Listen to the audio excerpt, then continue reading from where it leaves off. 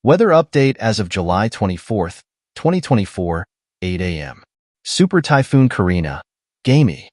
Patuloy pinalakas ang southwest monsoon, o habagat, nagdadala ito ng moderate to heavy rains na may kasamang bagso ng hangin sa malaking bahagi ng Luzon, including Palawan.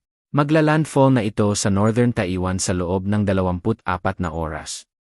Super Typhoon Karina, Gamey.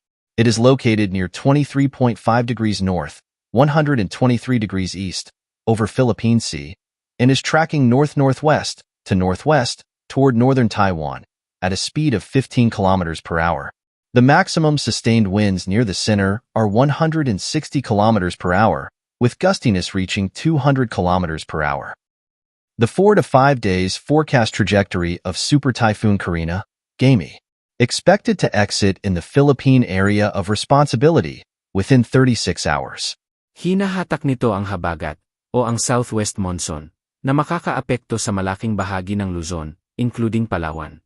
Improve weather simula July 26 sa buong bansa, pero may mga paminsan-minsan na mga pag-ulan na may kasamang isolated thunderstorms sa hapon at gabi. Wala tayong nakikitang bagong storm system sa mga susunod na araw, pero may mga cyclogenesis o mga mahihinang sirkulasyon na patuloy binabantayan sa mga posibleng pagbabago. Disclaimer: bilang independent weather forecasting page, gamitin lamang ito bilang reference page.